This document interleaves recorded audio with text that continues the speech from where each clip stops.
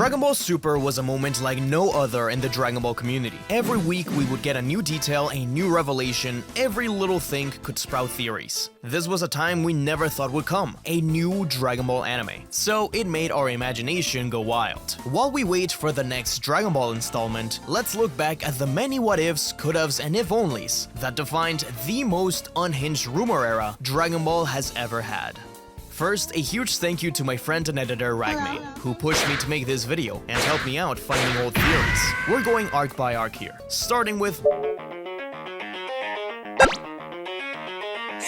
the Battle of Gods era was exciting, with a sense of community that was rarely felt up to that point. All we had to go off of at first were some images like the teaser poster, and eventually, the main poster with Beerus. A big assumption, before we even got any real news, was that Goku would get a new form. This was a point in time where GT wasn't being totally discounted, and people even questioned if the movie would take place before or after the anime sequel, despite the fact that Kid Goten and Trunks are literally in the teaser poster. But I digress, because people had GT in mind. This resulted in theories like the new design for Videl actually being a grown-up Pan. The most common theory you'd see was the idea that Goku's new form would be a golden version of Super Saiyan 4. The fact that there was a shot of an Ozaru in the teaser of the film only fueled those theories. The artist whom you'd see all the time when it came to these was Salva Makoto, whose beautiful art would be spread around by fans, including a Super Saiyan 3 Vegeta. And trust me, this isn't the only time we're gonna talk about him. My personal favorite piece from this era is this redraw of Goku vs. Ice Shenron by Raphael Kion. I originally wrote this script from memory alone, but finding the artist's name here was very difficult. Thankfully, I was pointed to Sandar Thunder's Spanish video on Battle of Gods rumors, which was great help.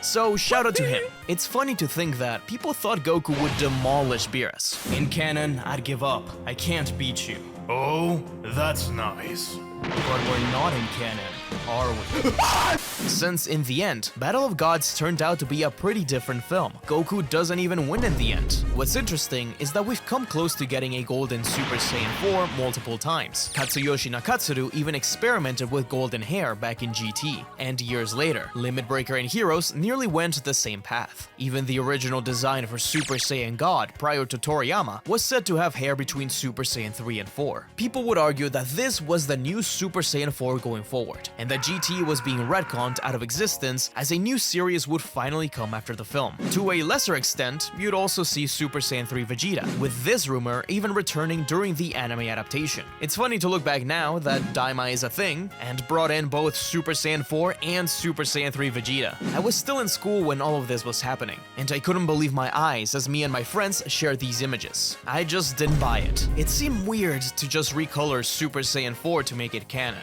But I'm not laughing now, am I? When the first real look of Super Saiyan God leaked, most people flat out didn't believe it. It had to be Kaioken. Oh my god! I can't believe this!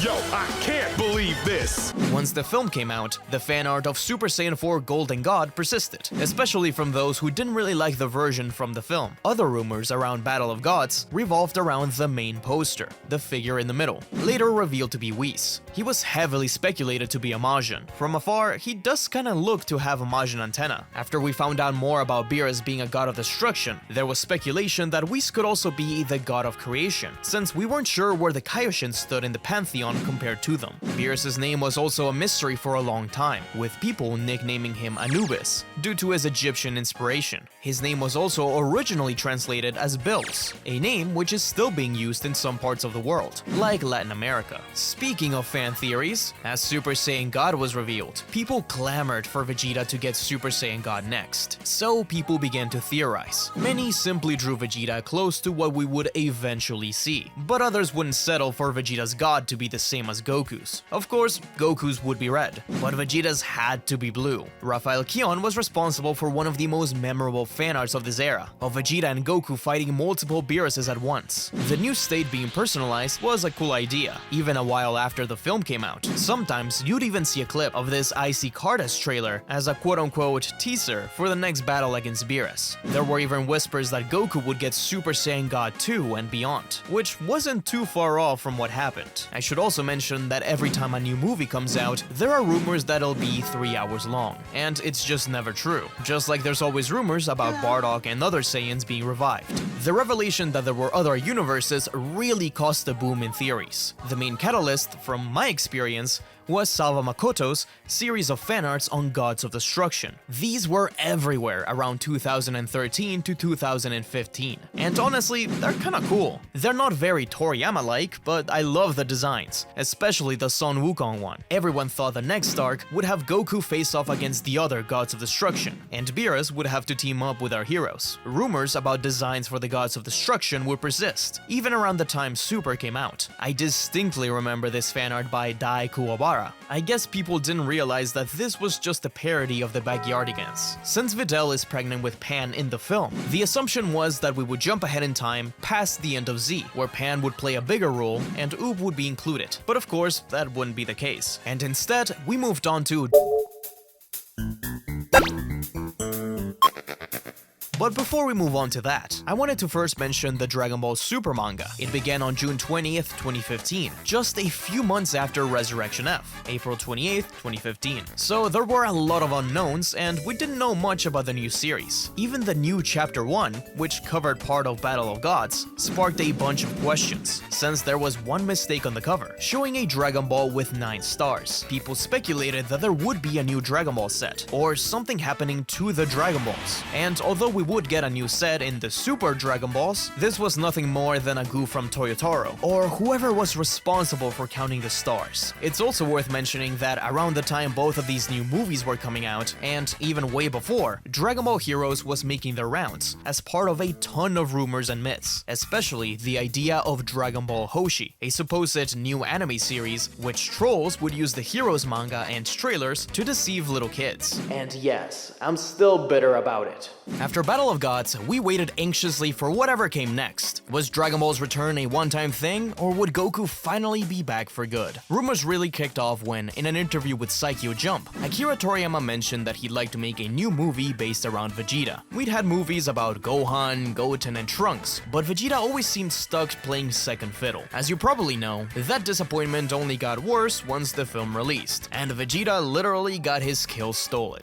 But I'm getting ahead of myself. When the film was officially announced, the hype was unreal. Toriyama's comments, combined with Kazuhiko Torishima, the original editor for the manga, praising the script, created a wave of misinformation that painted the movie as something of a lost arc which Toriyama never got to make in the original manga. It wasn't true, but at the time we didn't know any better. Vegeta fans were also fueled by his line in Battle of Gods, where he promises that the next time he will be the one to get the form. If Toriyama wanted to make the Vegeta movie, then surely the ritual would finally happen with him. The mention of Tarball in the last film only added to this, with rumors saying that he'd show up in his older brother's movie. Of course, Tarball rumors pop up nearly every time Dragon Ball returns. Yet, he remains betrayed and trapped in the Jump Tour special forever. This period also pushed Salva Makoto's fanart even further, with many claiming that the movie would be the God of Destruction saga. The teaser poster became the main fuel for speculation, since it showed an ominous image of Goku teleporting, followed by a small teaser of Shenron with Goku powering up. Not much to go off of, but the lack of information was perfect for rumors. The tagline read, "The worst wish in history. That is the beginning of despair." Nobody guessed that it had anything to do with Frieza. Instead, the dominant theory would be that Goku would be turning evil by a wish on the Dragon Balls. Plus, a single teaser line of someone asking Shenron to revive someone became the backbone of a dozen evil Goku theories. Someone believed a villain would wish for Goku to remember his Saiyan mission. Others thought Goku would die and be revived by Vegeta, but return with his head wound healed, as Kakarot. Yeah, right, as if they'd ever make an evil Goku. Most fans didn't know about sites like Kanzenshu, so misinformation was spreading fast, from random Japanese screenshots, fake announcements, and even the Xenoverse Demigod teaser were passed around as proof that he'd be responsible for the wish, mostly on Facebook, of course. Once the film's next poster was officially released, the main one with Frieza in the middle, it was overanalyzed to death, more so than any other I've ever seen. One of the main things I remember seeing was speculation about who the man in green was. He didn't look like anyone we knew, really, so many theories arose. One of them was that it was adult Goten, since there's no way they're still kids, right?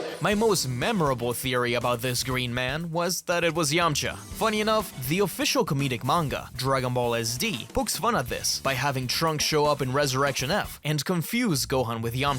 Frieza's revival was insane this time, as his aura in particular fueled speculation of a new form, likely something to do with God Ki, since it looked similar to the Super Saiyan God aura. Added to that, another tagline often used for the film, in articles and trailers, was Frieza saying, "Allow me to show you my further evolution," a spin on something he said in the original manga. The most common thing you'd see was Frieza's own version of Cooler's final form, with a mask. I always thought they looked a little bit too edgy, and I never believed them. But if you're gonna have Frieza back, then you have to give him something. Before moving on, it's also worth mentioning this early Dragon Ball Super poster. By placing Champa and Frieza side by side, many assumed that Champa had been Frieza's ally all along, and that he was responsible for the Emperor getting golden. Because we spent so long recapping the movies before reaching Champa in the anime, this rumor stuck around well into Super's airing, further fueled by a manga chapter where Champa destroyed a Frieza Force scout ship. Back to the poster. The lightning behind Goku and Vegeta sparked more theories. The pink light reflecting off of Goku clearly meant Super Saiyan God, so the blue lightning had to mean that Vegeta's form would be blue. A theory that still persists to some degree today is the idea that Goku had absorbed the power of the Super Saiyan God in the last film,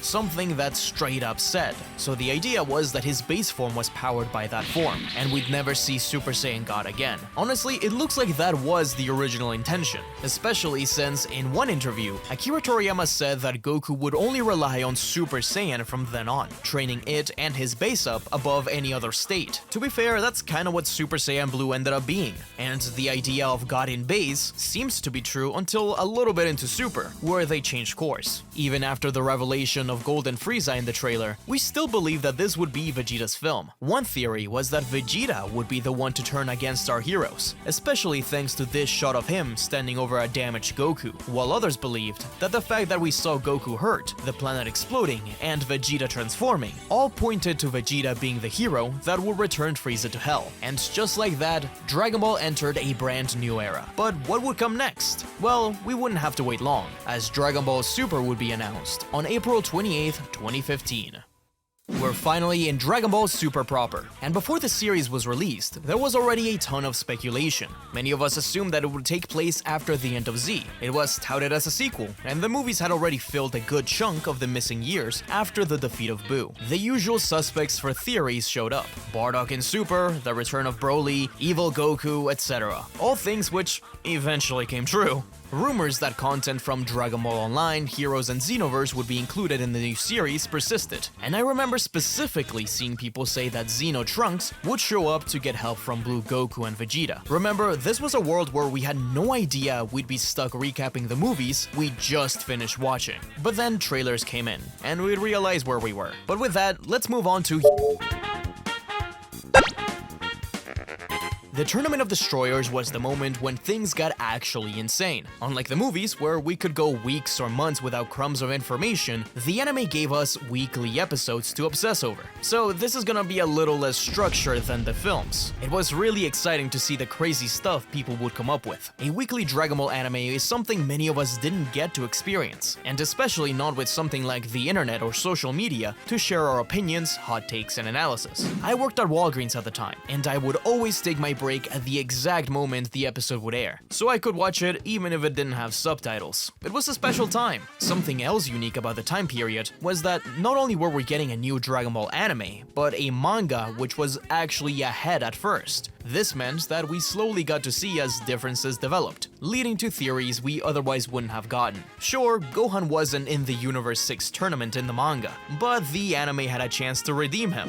How naive we were. This was still early enough in the concept of the Dragon Ball multiverse that we didn't really know how it worked. One of the biggest Dragon Ball fan manga at the time, and still now really, was Dragon Ball Multiverse. So many fans assumed that it would work something like that, where the other universes were more so different timelines. like one where the Saiyans survived. Once we learned that Universe 6 and 7 were twins, a prevailing theory was that Universe 6 was probably future Trunks' universe, or even Dragon Ball GT. The idea of an evil Goku also continued onto Universe 6. Perhaps Universe 6 was a flipped universe, where Goku never hit his head or something. And he is the reason Champa wants a new Earth, because he destroyed it. One of the characters that gave us the most to talk about was Monaka. He was said to be the second strongest fighter Beerus had ever fought, the key to Universe 7's victory. But for someone so strong, his design was a severe letdown for people. We just assumed that this was Toriyama's humor, and that he would eventually get an all-powerful form. It was just a matter of time. I remember seeing this image of Monaka's transformation being speculated to be Majin Ozoto, an old character designed by Akira Toriyama for the arcade game VR Versus. He actually did end up returning as the final villain of Dragon Ball Heroes. Theories began to go wild during this era, because every single detail would be overanalyzed. Take this shot from chapter 10 of the manga. People were theorizing that this was Bardock and King Vegeta out of all people. In reality, they're just random spectators. But even before then, as soon as Champa mentioned that he was going to look for Saiyans, people were saying that it'd be Bardock. And it didn't let up until damn near the end of the story. But it wasn't just details in the show. Even pieces of merchandise were dissected.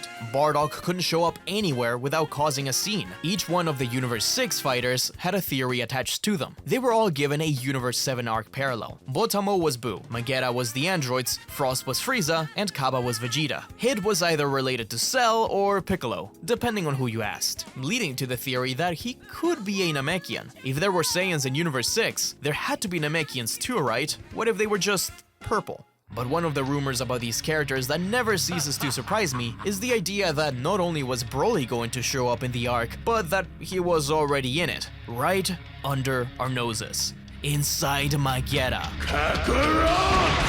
Oh, hell! I'm pretty sure this started as somewhat of a shitpost, but kids who didn't know any better, or people desperate enough to see Broly in Super, would end up passing it around and actually believing it. Most of us knew this was stupid, because they would never actually bring Broly back. People wanted so much more out of this arc than Toriyama set out to do. He said that he wanted to make a simpler story compared to the previous arcs, but not everyone knew that. Through the entire arc, you'd hear rumors that the real villain was going to interrupt the tournament, forcing the two universes to work together. Who would it be? Majin Ozoto, Broly, Mira and Towa, or like when the next episode preview showed Hit using his time power for the first time against Frost, leading to questions about why Hit was murdering him. Did Champa pay Hit to stop him, or was Hit working for the real villain? The revelation of Planet Sadala and more Saiyan lore made people assume that the next arc would be Vegeta and Goku heading to Planet Sadala. I think this is something everyone still hopes happens, since the promise hasn't been fulfilled. Zeno showing up also stirred the pot. Now we could see the ruler of the universes. The Dragon World lore was expanding, as we got hints at a multiversal tournament. All we could do now was daydream about what each universe could look like, still holding on to hope that one of them was GT. We were piecing together every crumb of evidence, like Akira Toriyama mentioning in an interview with Toyotaro that he wanted the new artist to bring more of his own ideas into the story, and that he was going to make Super Saiyan Blue Super Saiyan White originally, but that the color would have conflicted with the next big bad. Of course, this turned out to be Zamasu, but we didn't know anything about him back then. Surely that next villain would be the one to interrupt the tournament. Or maybe he was someone attacking Earth while the tournament was going on, and Gohan is the only one there to hold him off. And you know who else has white hair, was written by Toyotaro, and was already infamous online? Zycor? Maybe he's the one coming back. Truly the ramblings of a madman on the verge of collapse. But honestly, not that far off from what we actually ended up getting. Because after years and years of evil Goku theories, we actually got one. The Goku Black arc has one of the most famous super theories, Goten Black. Though always called Goku Black from the get-go by Akira Toriyama, many fans speculated that this was just a misdirection, especially since in the anime, he's mostly just called Black for at least a good chunk of the story. He doesn't seem to be too much older than Trunks and Mai, and he wears long sleeves, just like Goten. His hair is also slightly different from normal Goku, who has 4 spikes on the back in Super, while Goten and Black have only 3. But depending on who you ask, how we get to Goten Black could wildly vary. This could have been a Goten who was taken under Zamazu's apprenticeship and trained to become his ultimate weapon. Maybe he was indeed born in the future timeline, but kidnapped by Zamasu as a more twisted parallel to Piccolo and Gohan. We had such little info to go off of that our minds spiraled. Even things like Black being drawn a bit different than normal, and Super Trunks having purple hair, led to theories that there would have been another Trunks, who was Goten Black's real counterpart. Then there was this shot of the Super opening, where the kids jump onto screen. You know who's also there? Goten, despite the fact that he doesn't really do anything in the story. But what about the Potara Black wears? Well, it's green. And you know who else wears green earrings? Chi-Chi. So clearly, Goten was honoring his dead mother by wearing one of her earrings. A pretty dark twist. And although it's silly, I can also see why people bought into this. I even saw people say that Goten ended up being born in the future timeline thanks to a Makaioshin in order to balance the timelines. People would jump on you for theorizing this, saying that Goten wasn't born in the future timeline, while believers in the theory would just say that Toriyama could just retcon him in. Honestly, I always thought it was easier to explain that he was from a different timeline altogether, just like Goku Black actually ended up being. Everyone had their own little take, but no one was predicting it to be another Zamasu. Almost everyone thought that Black was a completely separate entity, whether it was Goten, a demon, or something else, who just worked for Zamasu and would eventually end up betraying him. It was an interesting theory, and I could see it working in the story. There are plenty of what-ifs on YouTube tackling it already, but I'm much happier with what we actually got. But that wasn't the only theory about his identity. Of course, there was some whispers that it was Bardock, because it's always Bardock. Even Tobi in Naruto is Bardock. Those who stood firm that it really was Goku had to come up with a reason as to why this version of our hero was not only evil, but appeared in the future timeline. So why did people come up with zombies? The idea was that future Goku, who died of a heart virus, had somehow been brought back in a twisted, corrupted form. Fans pointed out that Goku Black constantly grabbed his chest in battle, just like someone suffering from heart problems. Even more suspicious was the way future Trunks could initially fight him in Super Saiyan 2. Yet Black never died and just kept growing stronger, almost as if he hadn't reached his full power yet. That lined up with the fact that future Goku died when he was just a Super Saiyan, making it feel like Black was a version of this Goku who never got to fully evolve. The theory claimed that Zamasu was the key. First, Zamasu wished for immortality. Then, using the Potara earrings, he fused himself with future Goku's dead body, creating a grotesque god and corpse fusion. Later, Zamasu would use the Dragon Balls to undo the fusion, just like Kibito Shin earlier in Super. But when the two defused, Goku's body didn't collapse, because it had already absorbed Zamasu's divine presence. The leftover god energy granted the corpse immortality, god ki, and a connection to Zamasu, turning him into Goku Black. This was used to explain why Black felt so similar to Zamasu but not identical, and why he kept getting stronger without dying, and why he spoke so strangely about his own body. Definitely one of the wildest ones I saw. There were plenty of more theories though, like the idea that the other Potara actually belongs to Vegeta Black, and that Black would have a form above Super Saiyan White, based on the Toriyama statement about the next villain. This ended up being sorta true. He did have a different colored Super Saiyan, and his final fusion did have white hair. When it came to Trunks' new Super Saiyan Rage form, since it wasn't really explained, and it still kind of isn't, a theory grew that this was actually more akin to Goku's Fall Super Saiyan from the Lord Slug movie, but with God Ki, Fall Super Saiyan Blue. Honestly, it's as good an explanation as any. Another theory was that Gohan would come into the story in a prominent role. After all, there is a lot of emotional stuff to play with when it comes to his relationship with Trunks and Goku. Plus, Gohan finished off Resurrection F with the prospect of training with Piccolo. We had also previously gotten Gohanks in Dragon Ball Heroes, so the idea of a Potara version of the fusion coming in the next arc was exciting. Sadly, although a good episode, the only reunion we got was a quiet one where Trunks met Gohan's family and the final goodbye. Speaking of Trunks leaving, a theory a lot of us had was that he'd remain in the present after the arc was over, even if temporarily, to participate in the Tournament of Power. Even once Trunks left and the arc kicked off, many hoped that they would find a way to bring him back. Dragon Ball Super writer Toshio Yoshitaka poured fuel into the fire when he tweeted out a picture of a Trunks figure while hyping up episodes 112 and 115. But the episodes were actually about Kefla. Obviously, the powers that be knew we wanted this, since in Sparking Zero's big finale for Trunks' story is exactly that, and it's one of the best endings in the game. And with that swift segue, let's talk about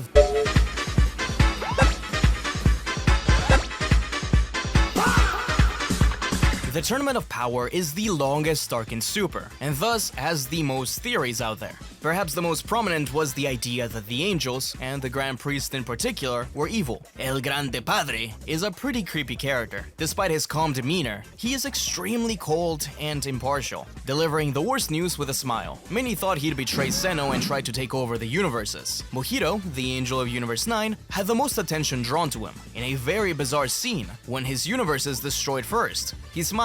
It was off-putting and set off a lot more speculation about what the angel's master plan was. Would they sabotage the other universes so that every one of them gets destroyed? Were the angels to rebel, leading to the next super arc? This ended up nowhere, and in reality, Mojito just really hates his god of destruction and Kaioshin, who are both just incompetent and lame, and drove their universe down to the bottom spot. This is one theory I did believe, because damn does that smile make him look evil. Like in every arc, people thought Bardock would return, specifically pointing to this shot of a hooded figure in Universe 11. This was way before we saw any warrior from any universe, so you could have said it was anyone and someone would have bought it. What's funny is that this shot actually had to be changed, as the original plan was for Jiren to fight Goku here, and for him to have Toppo's personality, before Toriyama stepped in and corrected the staff. But don't worry, it wouldn't be long until we actually saw Bardock in Super again. A theory I always made fun of happened when Hit was eliminated, because we had recently gotten a short story about Hit killing Goku and using clones to attack, plus the fact that we didn't see Zeno click off Hit from his iPad. Many believe that Hit wasn't actually eliminated. Instead, he was hiding somewhere in the arena, and the one in the stands was a clone. This is the theory I remember the most fondly, because people would repeat it constantly until all of Universe 6 was eliminated. Then there was Zamasu and Goku Black. But wait, didn't we just finish covering this arc? Yes, but Black was such a popular character that his presence remained, even after he was done for. One theory claimed that Merge Zamasu would return in the tournament. See, Future Zeno destroyed Infinite Zamasu, but some believe that Future Zeno was actually corrupted or possessed by Zamasu's presence, and that he would reveal himself halfway through. One of the pieces of evidence for this theory was this shot of the two Zeno in the Tournament of Power intro, where they join into a one green one in the middle. The ending theme, titled An Evil Angel and a Righteous Devil, was also used as evidence for both the Evil Angel and Evil Zeno theories, with the twin Zenos representing one side each. Another theory involving Black was the true identity of the demon who killed Jiren's master, family, and friends, whom people believed was Goku Black. The silhouette of the monster we see was compared to the shadowy figure Goku Black appeared as when the previous arc started, plus its purple aura. It never made much sense to me, since there was no indication that Black visited any other universe in the present timeline, only in the future. And why would he specifically focus on this random kid's parents? Still, it was kind of a cool prospect. A theory that persists to this day is one I'd personally like to believe. Earlier in the Tournament of Power, we were told that there were 4 universes in the past, but that Lord Zeno erased them once the tournament ended, and 17 made his wish. People theorized that perhaps those old universes were revived as well, and this would be the next arc. Since we're on the topic of Android 17, something I saw back in the day was the many theories about his family. Akira Toriyama had revealed a lot about 17 through interviews, much of which ended up in Super. His job as a park ranger, his family consisting of a wife, 2 adopted kids, and 1 biological one. Fan art of 17's wife began to pop up,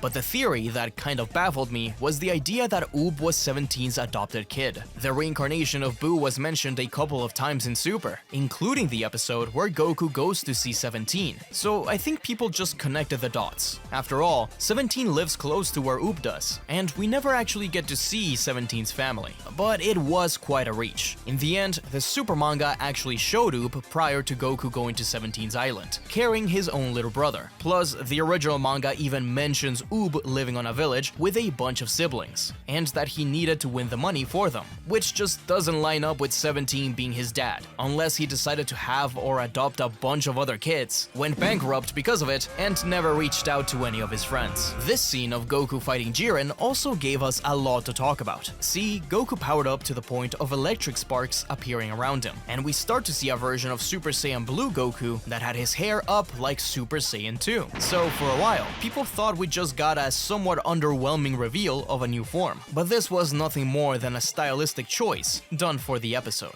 But theories weren't just theories anymore. They were memes. The Latin American community in particular had some crazy takes that spread throughout the internet as jokes. Gohan Blanco, for example, the idea that Gohan would be the key to victory and get a new form with white hair. Also a thing that eventually ended up happening. This theory also evolved into Gohan Calvo, aka Bald Gohan, or Jiren's brother, El Hermano, stemming from the theory that Jiren's brother would show up in the Tournament of Power, all because of this silhouette of a secret Gashapon figure, which does kinda resemble a Jiren-type alien. But this figure was also used to excuse almost anything, including Hit's clone, similar to the Evil Angel ending. Other endings were overanalyzed, in particular Haruka, ending 9. People thought that the order in which Universe 7 characters appeared on screen represented the order in which they would be eliminated, until it was just Goku and Gohan left. I did buy into this one for a bit, especially since Gohan and Goku don't get much to do in the tournament. I would have liked to see them team up.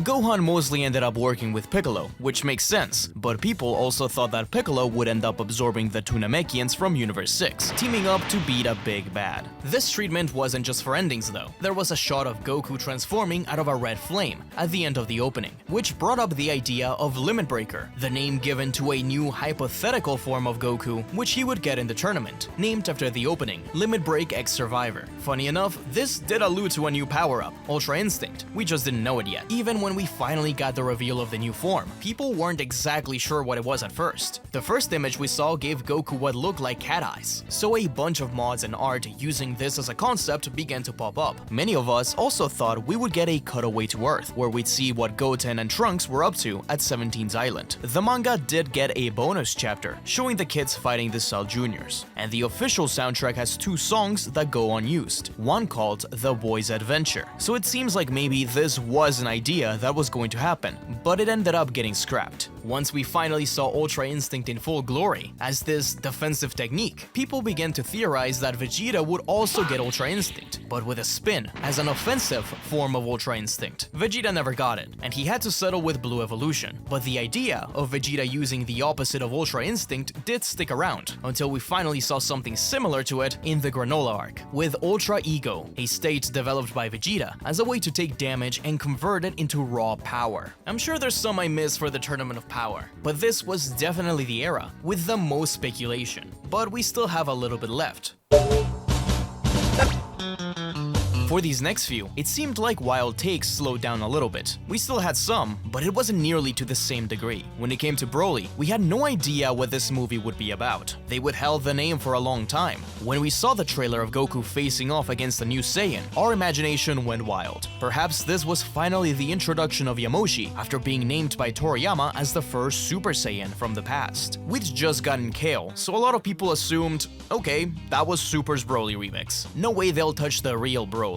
Another idea you'd see was that perhaps Goku and Vegeta would finally visit planet Sadala, and this new Saiyan was King Sadala. In fact, a lot of people thought this was a brand new planet and not Earth. I even saw some people suggest that this could be Frieza's home planet. A ton of fan art of this Yamoshi came out around this time, with this piece by Kinzoku Mato of the Saiyan. We hadn't gotten a really good look at him yet, so he's missing the pauldrons, but it wasn't far off. You may actually know this artist nowadays as the one who does the horror Dragonball series. Some brave souls still did believe that it could be Broly though, even if extremely unlikely. Maybe they could actually make him canon. I wonder where these time travelers are now, and why they haven't warned us about future catastrophes just yet. Some people thought the new character kinda looked like Yamcha with a scar, so you'd see people throw around wild rumors, like Yamcha using the Dragon Balls to become a Saiyan, but ending up becoming evil, which sounds like a Xenoverse time patrol quest. A personal theory I had, which I made a video about back in the day, once the trailers started coming out, was that Paragus and Broly had been hiding since the destruction of planet Vegeta, and during the time of Frieza's death, Paragus had used the power vacuum to take over part of the Frieza Force, and now he was coming to Earth for either the Dragon Balls or revenge. Dragon Ball Legends was also ramping up around this time, so people thought that since Charlotte was a new Toriyama design for an Ancient Saiyan, then perhaps the new movie would have to do with them, or Ancient Saiyans in general, whether it be Yamoshi or not. Rumors about the anime returning were also being spread around around this time, and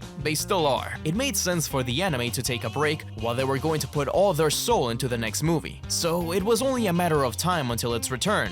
With the first Dragon Ball Super movie out of the way, it would be a long and difficult wait until the next animated project, but in the meantime, we had the Dragon Ball Super manga to keep us going.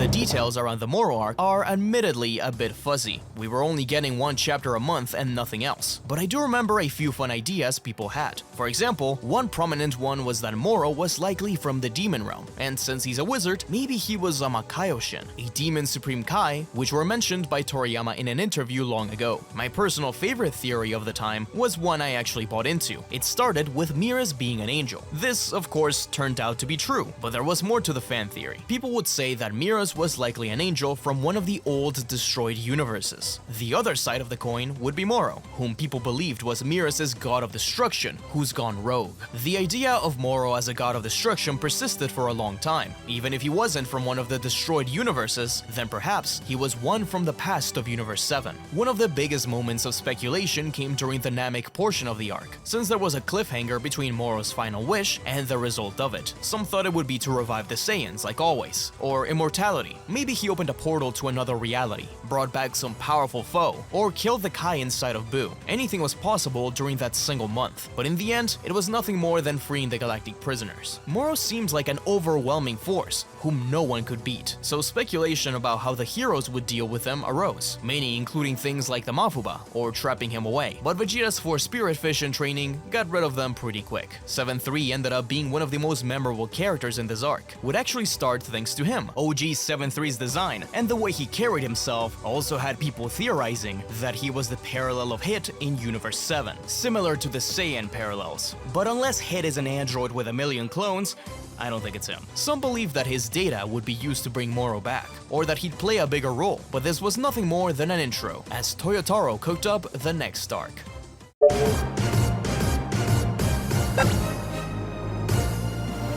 Before the Granolah arc proper began, speculation swirled around the new character. A lot of people assumed he'd be a Tuffle, or related to them, since he kinda gives those vibes, as a lone survivor who hates the Saiyans. Many still consider him and the Ceruleans as somewhat of a stand-in for the Tuffles. Once he made the wish, and he got the wild, long Super Saiyan 3 hair, some thought that the wish to make him the strongest in the universe actually also made him a Saiyan. Similar to Tuffle Granolah, people thought the Heaters as related to Bojack's crew, and still see them as a parallel to that team. They do look similar, and even dress like pirates. As more and more stuff about Bardock began to be introduced into the story, more ideas of him returning would pop up, like how Bardock ended up getting a strange power-up to beat Gas, who was actually said to be as strong as the members of the Ginyu Force by Toyotaro. People explained it away as Bardock achieving false Super Saiyan, which means what I've learned from this video is that if a power-up isn't fully explained, then the conclusion will always be false Super Saiyan. Like Krillin's glowing hands here. That's false Super Saiyan, alright? Even towards the end of the story, as drafts for each chapter came out, people speculated Bardock would show up last minute, like this scene here, where Monaito gets shot through the chest. At first, we only had the drafts, so people would say it was Bardock,